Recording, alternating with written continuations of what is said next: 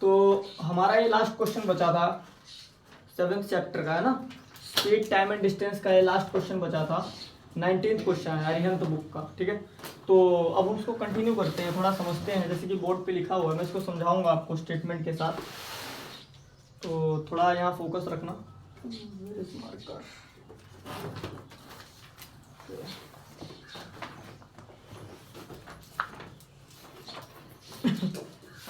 Make silence, noise नहीं create करना, किसी को ध्यान देना इस चीज को। हमारा क्वेश्चन क्या था कि एक कार ट्रेवल करती है 25 kilometre an hour faster than bus और takes 10 hour less journey of 500। देखो उसने क्या बोला है, क्वेश्चन बोल रहा है कि एक डिस्टेंस से ए से लेके बी पॉइंट का डिस्टेंस है एक साइलेंस बोला ना, बात करने के लिए नहीं बोला मैंने, इसलिए मैंने ऐसे बिठाया है। डस्टर है यहाँ पे, डस्टर यहाँ पे, सो डोंट वरी। तो यहाँ पर पहले क्वेश्चन को समझने का प्रयास करो, बता रहा हूं। तो ए और बी पॉइंट का डिस्टेंस एक फिक्स कर दिया। डिस्टेंस क्या कर दिया इस क्वेश्चन में, उसने बोला 500 डिस्टेंस आपका फिक्स है। बस के लिए हो चाहे कार के लिए हो, डिस्टेंस कितना रहेगा, 500 किलोमीटर। क्लियर है। अब उसने क्या बोला कि जो आपकी कार है ना, कार, पहले उसने बोला कि जो आपकी कार है वो बस की स्पीड से 25 किलोमीटर ज्यादा है, बस के स्पीड से 25 किलोमीटर ज्यादा है। तो हमने कहा ठीक है, बस को हम एक्स मान लेते हैं। फिर तो हमको बस, जब हमको बस का स्पीड पता होगा तभी तो हम कार की स्पीड लिख पाएंगे ना। तो हमने क्या किया, ठीक है, हम क्या करते हैं, बस की स्पीड को x किलोमीटर पर मान लेते हैं कि जो हमारी बस है वो x किलोमीटर पर आवर की स्पीड से इस डिस्टेंस को कवर करेगी।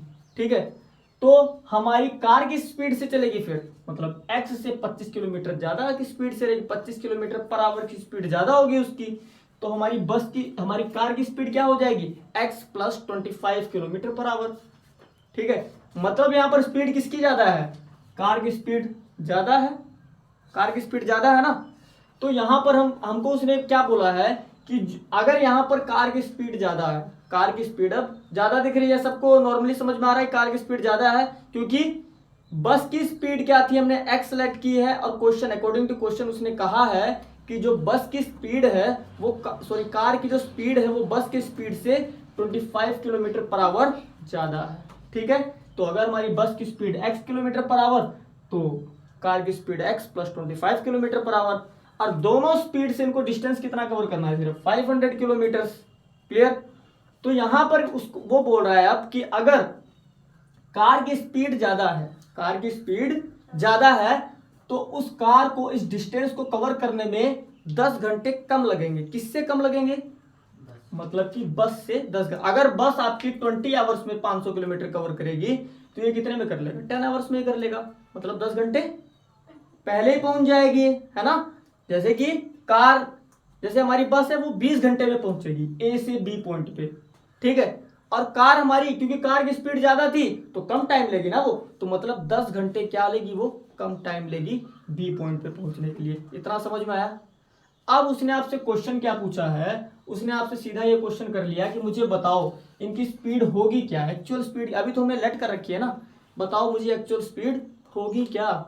तो हमने यहां से क्या किया, हमारा फर्स्ट स्टेप ये था कि जब हमारे पास क्या है, स्पीड है, बस की भी है कार की भी है, बट ये क्या है, एक्चुअल स्पीड नहीं है, ये हमारी क्या है, अभी अलजेब्रिक स्पीड है, इसमें हमने वेरिएबल ले रखा है ना, लेट कर रखी है स्पीड। तो हमको एक्चुअल स्पीड ही फाइंड करनी है इनकी। कैसे फाइंड करोगे, ध्यान दो, आपके पास स्पीड कार की भी है और आपके पास डिस्टेंस भी है, डिस्टेंस तो दोनों के लिए सेम है ना। तो जब हमारे पास स्पीड भी है डिस्टेंस भी है तो टाइम फाइंड कर लेंगे कि भाई वो कितने टाइम में। अभी हमको ये तो नहीं पता, उसने तो सिर्फ ये स्टेटमेंट दी है कि जो कार है ना वो 10 घंटे पहले पहुंच जाएगी, 10 घंटे पहले पहुंच जाएगी बस के मुकाबले। क्लियर। पर उसने ये तो नहीं बताया ना कि कार कितने घंटे लगाएगी या बस कितने घंटे लगाएगी, क्या हमको पता है, नहीं पता। तो पहले हम यही पता करते हैं कि टाइम कितना लगेगा उनको, क्योंकि हमारे पास देखो स्पीड भी है और डिस्टेंस भी है।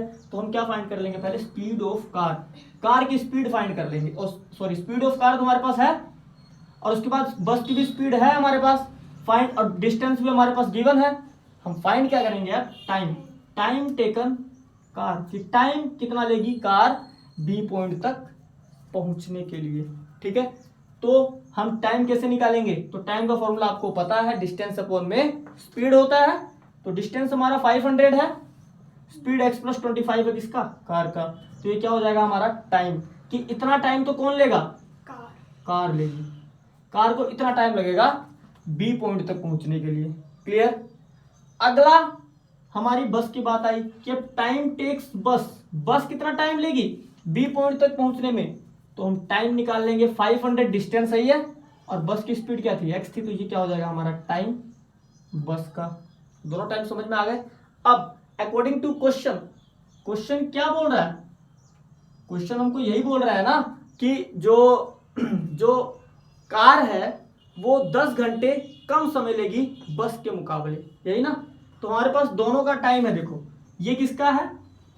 कार का टाइम है, और ये किसका है? बस का टाइम है।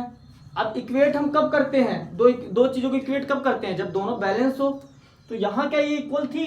ये दोनों इक्वल, जब मैंने 10 नहीं लिखा था, अगर मैं यहाँ 10 ना लिखूं तो क्या ये दोनों इक्वल है? नहीं इक्वल है, क्योंकि ये तो टाइम ज्यादा ले रही है ना बस। मैंने आपको अभी एग्जांपल दिया कि बस 20 आवर में और ये 10 आवर में। बस 20 आवर्स में और कार 10 आवर्स में, तो टाइम तो अलग अलग ले रहे हैं ना दोनों, तो उनको इक्वेट नहीं कर सकते, पहले हमको बैलेंस करना पड़ेगा। तो अकॉर्डिंग टू क्वेश्चन कैसे बैलेंस करोगे? क्वेश्चन में उसने यही बोला है कि जो हमारी हमारा कार का टाइम है वो किसके इक्वल है? तो कार का टाइम किसके इक्वल है? जब हम बस के टाइम में से 10 आवर लेस कर दें, 10 आवर लेस कर दें, तो वो क्या आ जाएगी? कार का टाइम आ जाएगा। कैसे आ जाएगा कार का टाइम? अब थोड़ा दिमाग लगाओ। कार पहुंची 10 आवर्स में, कार मान लो यहां से यहां पहुंचने में 10 आवर्स लिए उसने। कितने लिए? और बस ने लिए 20 आवर्स, है ना? तो क्वेश्चन हमको क्या बोल रहा है कि जो बस है ना, बस से कार ने, जो कार है हमारी वो बस से 10 घंटे कम ले रही है। तो माइनस करोगे कि नहीं? माइनस करोगे ना? तो यहां से अगर हम इस वाले टाइम में से, बस के टाइम में से 10 आवर लेस कर दें तो ये बैलेंस हो जाएगा। मान लो ये अभी 20 था और ये 10 था, ये 20 आवर में पहुंच रही थी और ये 10 आवर में पहुंच रही थी, ठीक है? अब हमको इन दोनों को बैलेंस करना है। तो अकॉर्डिंग टू क्वेश्चन ने बोला है ना कि 10 आवर कम समय ले रही है, 10 आवर कम समय, तो कम मतलब माइनस। तो अगर इस बस के टाइम में से 10 माइनस कर दे, किसके इक्वल हो जाएगा? 10 के इक्वल हो जाएगा। तो ये भी 10 हो जाएगा। दोनों इक्वेट करेंगे कि नहीं है? तो इस तरीके से हमारी इक्वेशन बन जाएगी। ये जो ये वाली इक्वेशन है ये बन जाएगी, बैलेंस हो गई। अब इसमें सिर्फ कैलकुलेशन रह गई। यहाँ इक्वेशन तक कोई प्रॉब्लम? सिंपल थी ना एकदम। सिर्फ अकॉर्डिंग टू क्वेश्चन यहां समझना जरूरी है कि बैलेंस कैसे होंगी। तो बैलेंस हमने करके दिखाया कि जो हमारा बस का जो टाइम था और ये कार का टाइम था, तो कार ने कितना टाइम लिया था? बस से 10 घंटे कम। बस से, देखो बनाने का तरीका देखो, कार ने टाइम लिया बस से 10 घंटे कम, -10 का मतलब क्या? 10 घंटे कम। इक्वेशन बन गई अकॉर्डिंग टू क्वेश्चन। उसके बाद क्या करना है इसमें? सिर्फ हमारी इक्वेशन बन गई, इनका एलसीएम ले लो। क्या लिया हमने? एलसीएम। जब एलसीएम लेंगे तो यहाँ x कैंसल आउट हो जाएगा और ये x प्लस 25 इससे मल्टीप्लाई होगा, तो हमारा ये आ जाएगा, ये दोनों चीज, ठीक है? उसके बाद दूसरे में क्या करेंगे? x प्लस 25 कैंसिल हो जाएगा, x मल्टीप्लाई होगा तो क्या हो जाएगा? 500। जब 500x हो जाएगा, क्या हो जाएगा? तो वो हमारा कैंसिल आउट कर दिया मैंने यहाँ पे, देखो क्लियर है?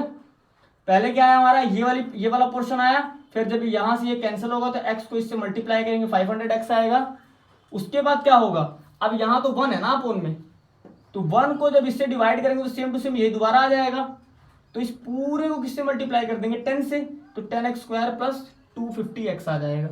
यहाँ तो कोई प्रॉब्लम, बस आगे कुछ भी नहीं करना। यहाँ ये 500x है, ये क्या हो जाएगा? कैंसिल आउट हो जाएगा, प्लस माइनस का है, तो बचेगा क्या? 12500 माइनस 10x² माइनस 250x बचेगा। इतना बचेगा। उसके बाद क्या होगा? यहाँ पर इक्वल टू 0 ही रहेगा अभी हमारा, ठीक है? अब आगे करना क्या है? यहाँ पर ये हमको ना अरेंज कर देना है ऑर्डर में, पावर्स के ऑर्डर में अरेंज कर देना है। तो यहाँ पावर किसकी ज्यादा है? 10x² की, तो इसको हम ले आएंगे आगे, फिर x एक पावर वाली ले आएंगे, उसके बाद कांस्टेंट टर्म को ले आएंगे। क्लियर है? यहां से ले लेंगे कॉमन 10, 10 कॉमन ले लोगे, -10 कॉमन ले लोगे तो यहाँ हो जाएगा प्लस का एक्स स्क्वायर, जो माइनस का है वो प्लस का हो जाएगा, जो प्लस का है वो माइनस का हो जाएगा। क्लियर। उसके बाद क्या करेंगे हम, -10 तो बाहर ही रहेगा अभी, ये क्या होगा जब ये इधर मल्टीप्लाई है ना, इधर से जब जाके डिवाइड होगा 0 से तो क्या हो जाएगा, 0 ही हो जाएगा ये, तो 10 हो गया, खत्म। बचा हमारा क्या, x square plus 25x minus 1250। अब इसको फैक्टर, अब इसको ब्रेक करने वाला मेथड होता है, उस तरीके से उसको ब्रेक करना पड़ेगा। देखो कैसे करोगे, यहां पर नॉर्मली अभी समझ लो, मैं इसको डीपली बताऊंगा अभी, ठीक है। नॉर्मली समझो कैसे हुआ ये 25x है, 25x है ना, तो हमको इस साइन का ध्यान रखना है, इस वाले साइन का, माइनस का।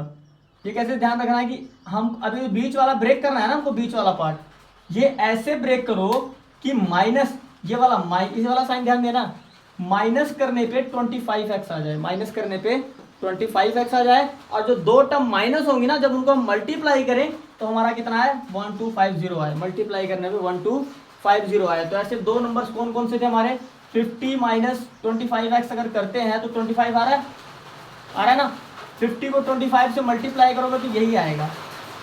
क्लियर है। तो यहाँ से क्या हो जाएगा हमारे, ये ब्रेक हो जाएगा बीच वाला टर्म, और यहाँ से कॉमन ले लेंगे, देखो पेयर्स बन गए, तो यहाँ से कॉमन लोगे x तो x प्लस 50 बचेगा, यहाँ से कॉमन लोगे 25 तो x प्लस 50 बचेगा। क्लियर। तो यहाँ से दो फैक्टर क्या बनेंगे, x माइनस 25 और x प्लस 50। तो यहाँ से x वैल्यू आ जाएगी प्लस, और यहाँ से x वैल्यू आ जाएगी -50। माइनस वाली वैल्यू हो जाती है नेग्लेक्ट, और प्लस वाली वैल्यू आपकी आ जाती है क्लियरली। ठीक है। तो यहाँ से आपकी बस की स्पीड आ गई कितनी, देखो x किसको माना था हमने, x किसको माना था, बस की स्पीड को, तो x वैल्यू आ गई हमारी स्पीड ऑफ बस 25 किलोमीटर पर आवर। और जब इसमें हमने वैल्यू पुट कर दी इस वाले में, तो 25 प्लस 25 50 किलोमीटर पर आवर दूसरी स्पीड आ गई। क्लियर है। तो हमारी दो स्पीड हो गई, बस की स्पीड 25 और उसकी 50। क्लियर। तो इस तरीके से हमारा ये पूरा क्वेश्चन यहाँ से कंप्लीट हुआ।